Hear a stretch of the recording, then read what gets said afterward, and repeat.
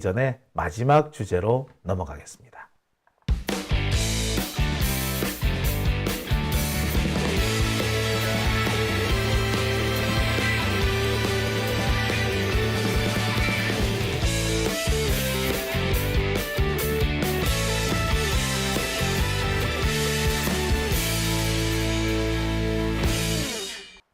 네, 오밤중의 뉴스 함께하고 계십니다.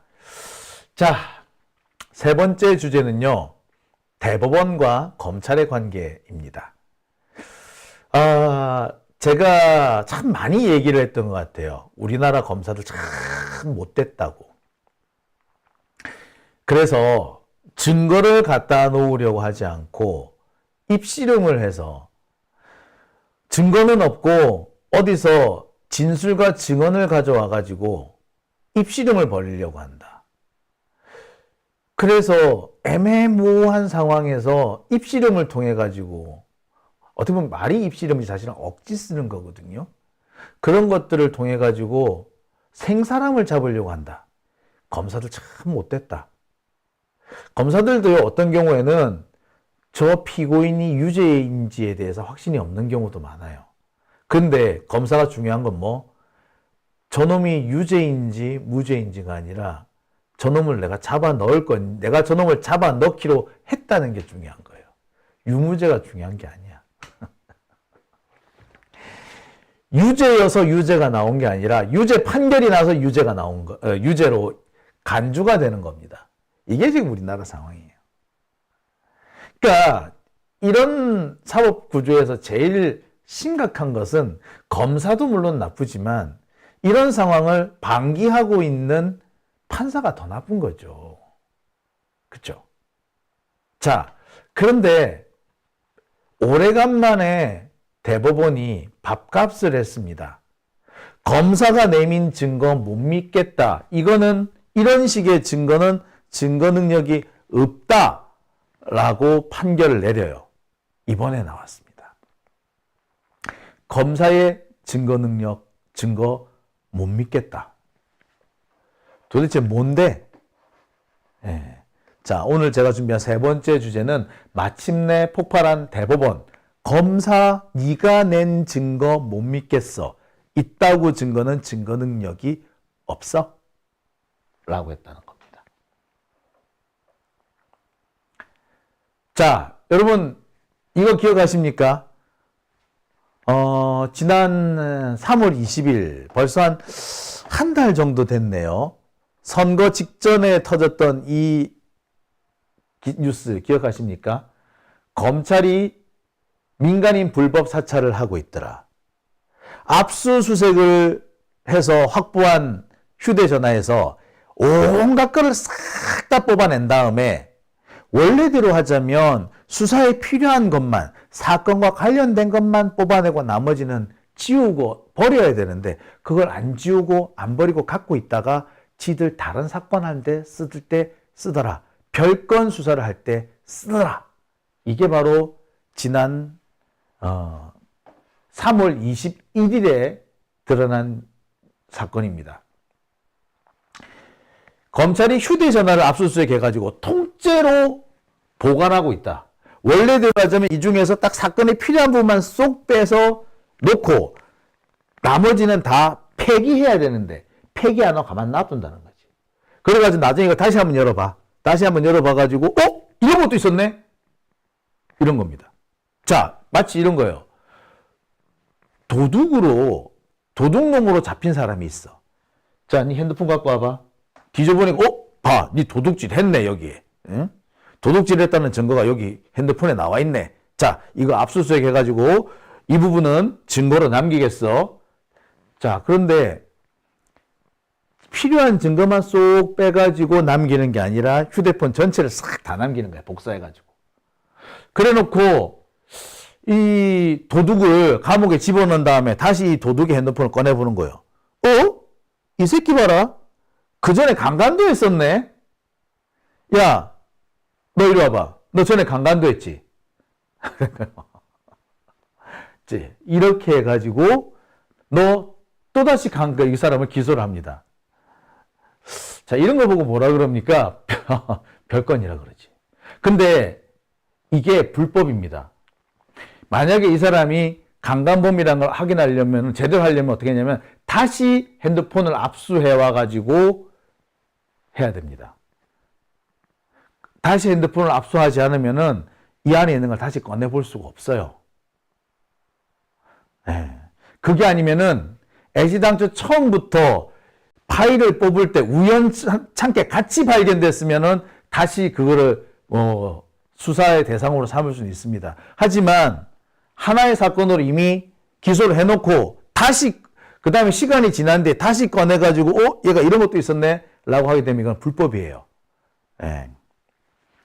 그런데 검찰이 지금까지 그래 왔다는 거지. 근데 주로 어떤 사람을 대상으로 했다? 예, 정치적 사건. 그래서 조국 전 장관이나 우리 이정근 전 사무부총장이나 정치인 관련 사건에 있는 사람들, 이 사람들의 핸드폰을 싹 가지고 와. 그래가지고 이 사람들의 자료를 차곡차곡 놓아뒀다가 나중에 딴 사람을 잡을 때 증거물로 쓰는 겁니다. 저 같은 경우는 그래요. 제 주변에 있는 사람들이 지금 압수수색을 많이 당했습니다. 뉴스버스 기자들 중에 그리고 현직 전직 기자들 중에 제가 아는 사람들이 꽤 여러 명 있거든요. 이들이 다 압수수색을 당했어요. 자, 제 주변에 있는 사람들 압수수색 당한 사람 많습니다. 아마 그 사람들 핸드폰 뒤지면 저랑 대화 내는 게 꽤 많이 쌓여 있을 거예요. 전화 통화한 것도 아마 남아 있을지도 모릅니다. 그 사람들은 이번에 뭐 다른 사건들, 그러니까 뭐 그 신앙님 그 녹취 파일 사건이라든지 뭐 기타 등등 다른 사건으로 압수수색을 당했습니다. 저하고는 아무 상관이 없는 사건들이에요. 그런데 검찰이 그때 압수수색한 자료를 쟁여놓고 있다가 나중에 한가할 때 한번 다시 쑥 열어보서 살펴보는 거야. 장용진이랑 이런 대화를 했네? 이거는 무슨 범죄에 해당이 되는데, 야, 요거 장용진 잡으러 가야겠다. 라고 한다는 겁니다. 이러면 어떻게 돼? 문제가 심각해지지. 이렇게 하면 불법이에요, 진짜. 볼 거 없어요. 자.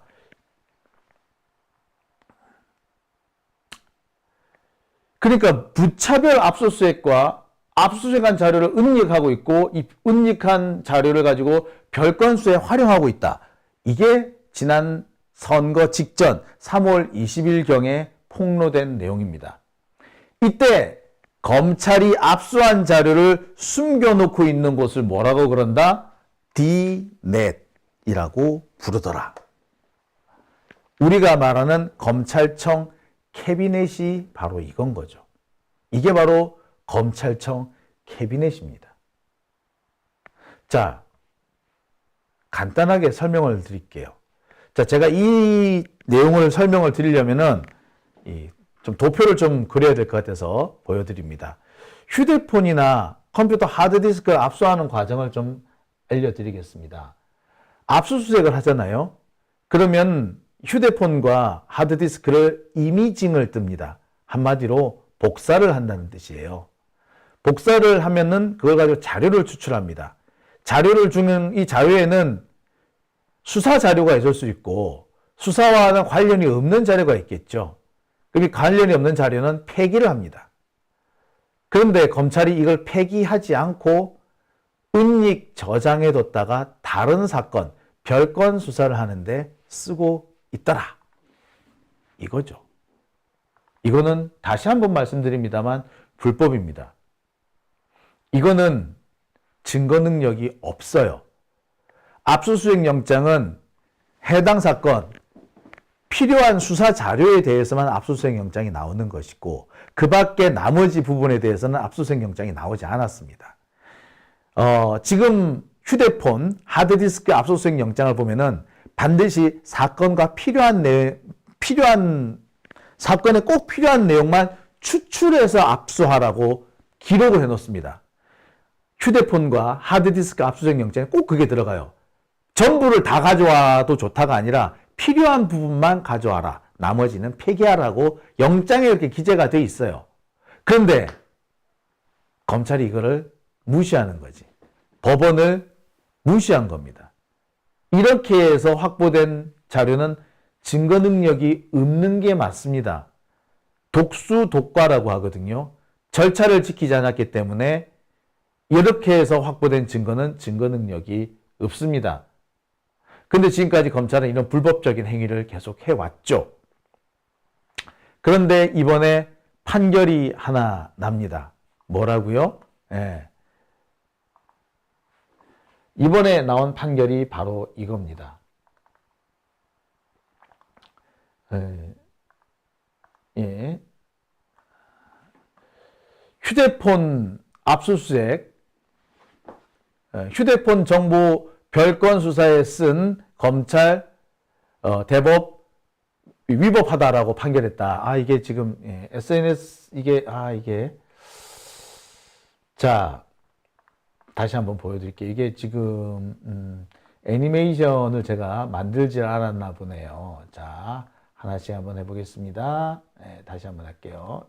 자, 예, 이번에 나온 판결문입니다. 대법원에서 판결을 하나 내렸습니다. 휴대폰 정보를 보관해 두고 있다가 별건 수사에 쓴 검찰에 대해서 대법원이 증거 능력 없다. 명백한 위법이다라고 판결을 내렸다는 그런 소식입니다. 이게 오늘자 언론에 대대적으로 보도가 된 내용입니다. 자, 비슷한 보도가 또 하나 더 있어요. 예. 대법원에서 이런 판결을 내렸다고 되어 있죠. 포렌식 후 무관한 정보, 사건과 무관한 정보를 폐기하지 않고 보관한 것은 위법하다라는 판결을 내렸다는 겁니다. 그러니까 검찰이 이런 식의 활동을 하는 것은 명백한 불법으로 증거 능력이 없다라고 대법원에서 판단을 내린 겁니다. 그런데 이런 판결은요, 과거에도 있었습니다. 이번에 처음 나온 판결이 아니에요. 벌써 3년 전, 5년 전에 유사한 판결이 있었습니다. 유사한 판결이 있었는데도 검찰은 그 대법원 판례를 지키지 않은 겁니다. 그러니까 우리나라 검사들은 눈에 비는 게 없는 거죠. 법원의 판단이 있는데도 지들은 지들 멋대로 하겠다는 겁니다. 법원의 판단을 지키지 않는, 법원의 판례와 완전 상충이 되어서 인권을 유리하는 검사, 이런 검사가 과연 검사로서의 자격이 있을까요? 제가 볼 때 이런 짓을 한 검사들을 탄핵해야 한다고 봅니다. 검사 탄핵, 아니, 너무나도 상식적인 얘기 아닙니까? 압수수색을 했으면, 수사에만 써야 되는데, 압수수색 다 끌고 와 놓고서는 나중에 다른 사건 하는데 또, 그러니까 마치 이 캐비넷에 사건 저장해 놨다가 하나씩 둘씩 뽑아 쓰는 거죠. 자, 사람의 핸드폰, 제 핸드폰에는 제 이야기만 있는 게 아닙니다. 저와 함께 교류를 하고 있는 많은 사람들의 얘기가 있어요. 경우에 따라서는 나는 아무 잘못이 없는데 상대방이 범죄를 저질렀다는 증거가 내 핸드폰에 남아있는 경우도 있어. 그런데 내가 전혀 다른 이유로 핸드폰을 압수수색을 당한 적이 있다 쳐봐. 그런데 검찰이 다른 사건, 원래 자기들이 수사하려는 사건에서는 아무것도 못 찾았어. 그런데 나중에 가만히 살펴보니까, 다른 사건의 증거가 여기 들었네? 라고 하면서 내 핸드폰에 담겨져 있던 걸 가지고 다른 사건 수사에 써버린다. 그러면 안 되는 거죠. 그죠? 참 웃기는 거죠, 이게. 그렇게 되면 무슨 문제가 생기느냐? 예. 민간인 사찰이 생기는 겁니다. 그러니까 수시로 우리는 사찰을 당하게 되는 거예요.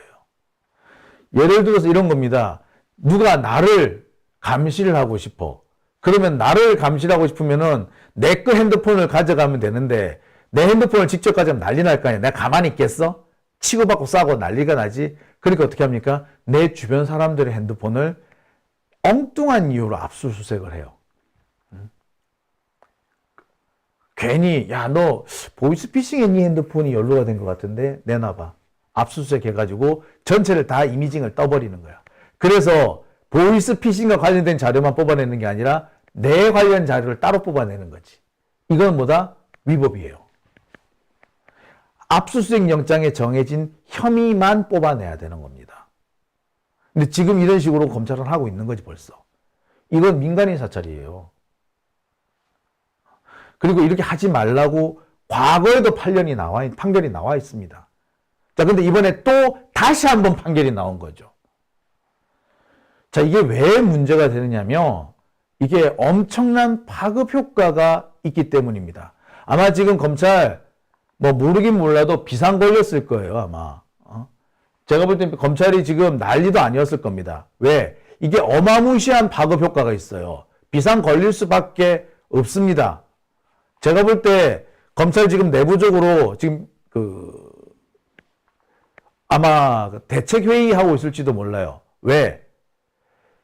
이 판결을 그대로 적용을 하게 되면은 검찰이 지금 나가리가 될 수 있는 판결이 되게 많습니다. 당장 조국 장관 아들 건, 조국 장관 지금 아들의 쪽지 시험과 관련해 가지고 재판을 받고 있잖아. 근데 아들 쪽지 시험 그게 어떻게 해서 드러나게 된 거죠? 예, 그거 정경심 교수 핸드폰 뒤지다가 나온 겁니다.